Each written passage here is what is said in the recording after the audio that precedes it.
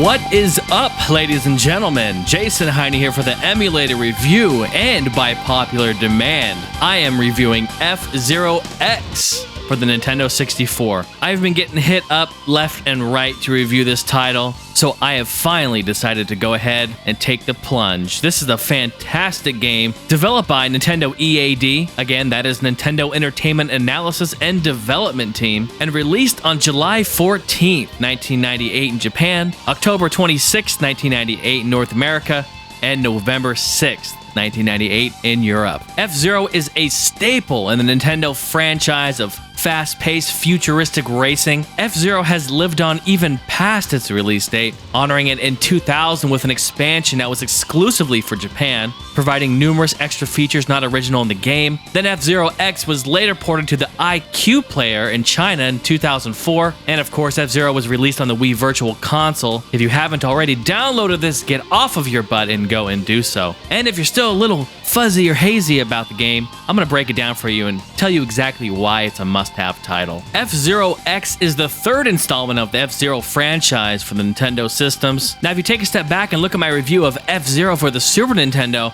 I describe all of the ways they achieved three-dimensional graphics in a two-dimensional world. This was the first game to incorporate true three-dimensional graphics. So here we go again, plowing around in our plasma-powered hovercrafts, fighting against 29 other racers, all the way balls to the wall to the finish. And in 1998, in a world full of futuristic racing car games out there, I think F-Zero, in my opinion, is the cream of the crop. The game has some awesome features for the time on the 64, like support for the rumble pack, so the controller would vibrate. How about the local split-screen multiplayer, up to 4 players at once? And not only that, the frame rate. Can I stress enough? The frame rate is completely solid, even at 4 players. It's absolutely amazing. When it comes to racing games and having 4 players on the screen, I can't think of a better title that keeps the game 100% intact while having multiple players. I mean, even in Wave Race, you remember Wave Race? Even in 2-player, they had to get rid of some of the graphic detail and the depth in the water. They had to draw it back. Point being here is that even though they had to draw things back and scale it down a bit, it's not that noticeable. The game still feels 100% intact. F-Zero X features some insane courses consisting of jumps, corkscrews, twists, turns, bends. I mean, you can even get that thing airborne and control it like an airplane. It's insane. You can go up or down. It's just nuts. And you gotta watch out, because if you get too carried away with that joystick when you're in midair, you're gonna fly that baby right off the edge. I think we've all done that a few times, huh? So each vehicle itself is entirely different, having its own abilities, pros, cons, drawbacks, and of course each vehicle has their own energy meter. And with the fast pace exceeding 100 kilometers an hour, you're gonna need to keep an eye on that, so you don't go smashing around and lose all your energy, and then you lost your machine.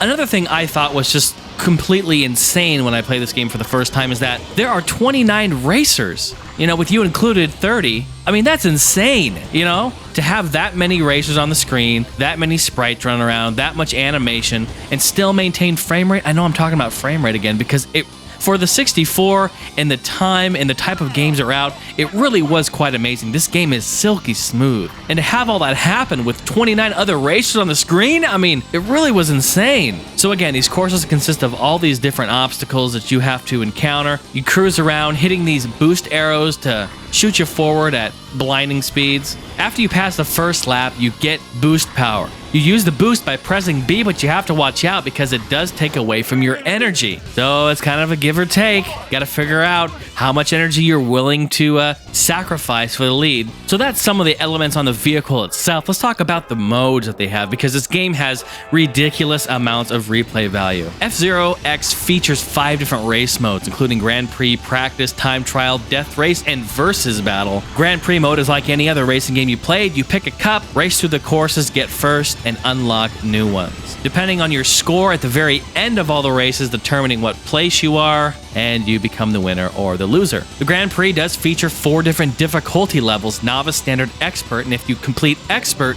it then unlocks the Master, which is hard as hell. Me personally, I have never beaten it, unfortunately. But if beating the game on the Master difficulty setting is in your dreams, then hey, go into the practice mode, which is awesome. I'm so glad they put this in here. You can practice any track, any difficulty at any time. What's nice about it is that it never ends, okay? So you pick a track and you just continue to keep racing and racing and racing. There's no lapse, there's no time. You just go all the way out and practice it, learn the track, and then go on in and handle business. Pretty nice. Then we have Time Attack, where you can race to try to get the best time. Obviously, you can race against the Ghost, which is transparent, of course. Then there's a fun mode called Death Race, where players start. It's 1, 2, 3, or 4 players. Boost is available instantly right from the start, and you have to take out all your opponents. That includes the 29 other racers on the track. This mode actually is a ton of fun and can get very insane amongst all your friends. Had a lot of fun playing this back in the day. And then lastly, there are circuit races, which include 5 different cups. These are based off of a deck of cards, face cards like Jack, Queen, King, Joker. 4 of these circuit races contain 6 courses. And if you somehow manage to beat every single one of them, even on the Master setting, it then unlocks the X Cup. This is very interesting. It's almost like a track generator in a way. Like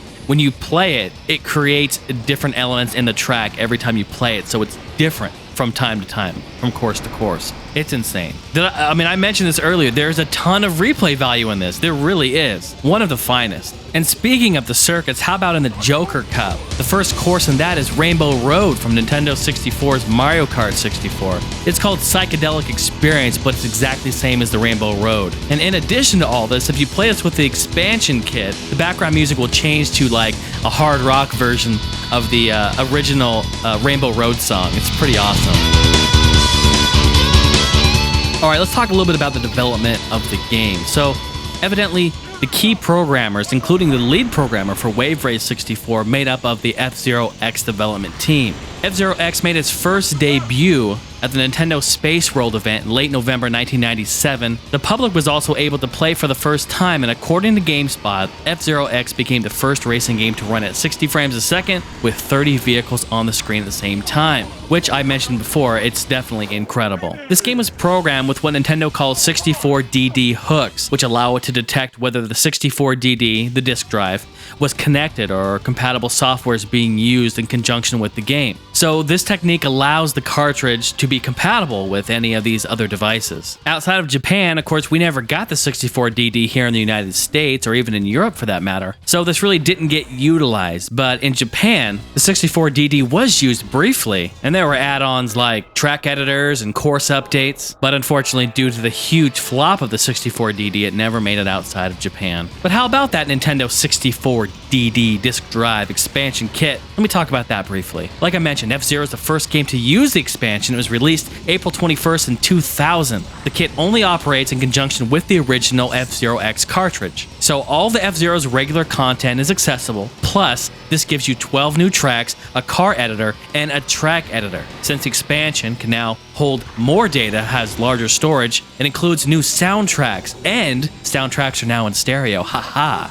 It of course has all the original sounds in mono of course, but all the music is now in stereo. In addition to 2 new cups, you can now create your own cup with the tracks that you created. I mean, how awesome is that? And to top it all off, the disk drive can save 100 tracks and up to 3 ghost races per course. This is insane. I mean, think about it. You guys, this is the exact same stuff that the developers used to create the tracks in the game. They're basically giving it to you. That is just so awesome. Another feature of the expansion is the car editor, which isn't as robust as a track editor, but you still get some pre-made parts you can apply and put on your car to balance it out and weight and performance, then name it, and then you can use your vehicle you created. Just really pisses me off this didn't make it over here to America, because I love this game, and just speaking for myself, I would really have loved to have had it. I think I'm going to head over to Gamester 81's house, because I know he's got a DD over there. I wonder if he's got this expansion, because I know he's got the game. I've seen it. Oh, what the hell? Let me call him real quick.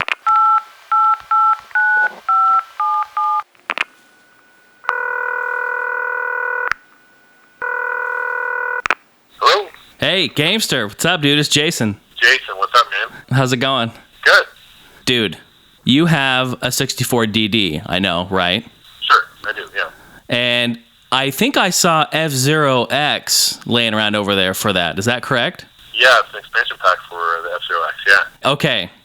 I have to come over and play that because there's so many awesome features that has that the original 64 version doesn't. Yeah, man, come on over, dude. Okay, because I was thinking about it. I was like, man, I know he's got one, and I've got to come over and see it. So I don't want to invite myself over, but can I invite myself over? We're about to have dinner. Why don't you join us for dinner and play some F-Zero X TV for sure. Okay, after my review, I'll hit you up, then I'll swing out. All right, man. Sounds good, bro. Dude, thanks so much. Yeah. All right, see ya. Bye.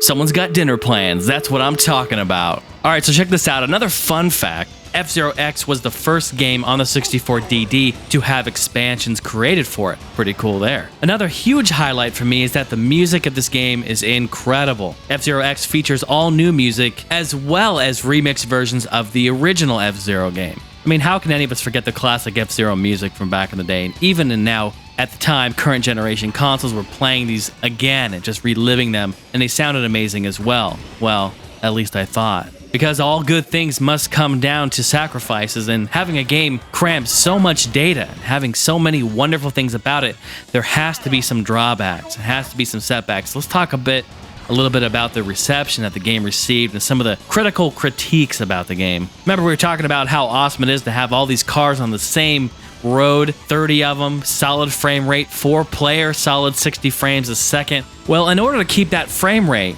the polygon count had to be drastically reduced, and track textures and track detail and overall appearance had to be scaled down and sacrificed. And speaking of sacrifices, again, we're talking about a cartridge-based system. There's only so much room on the card for all the data, so the sound had to be drastically compressed. And not only compressed heavily, but they also could only do them in mono. So all the music, all the sound, everything is in mono, panned straight up and down, right down the center. And that, my friends, is a very hard hit for me to take, being an audio engineer. And to make matters all worse, only in North America. I mean, we did get a release date and all that, but when that release date came, we were delayed 3 months to even see the title come out. Evidently, Nintendo of America has a policy about spacing their releases 3 months apart for first-party release titles, and evidently this game was spaced too close to another title, so we had to wait, which really sucked. But what it really comes down to, guys, is does any of this really matter? I mean, I've told you some of the negatives about it, but you know what? I don't care about them at all. Why? Because the game is fun. It is a blast to play. It has incredible replay value. The sound, I think it sounds amazing. Even so being compressed and being mono, I think it sounds great. The music is good. And the gameplay, you guys, the gameplay is really where it's at. It's solid, it's fun, it's enjoyable. It's a pick up and play title. Yeah, it's got a pretty high learning curve. I give it that. But you know what? Once you get the controls down and start memorizing some of these tracks and just diving into it, you really are in for a very, very fun time and a treat on the Nintendo 64. And of course, Jason Heine is going to weigh in and give his emulator review grade for F-Zero X on the Nintendo 64. This game gets an A+. Oh, hell yes! To ya face!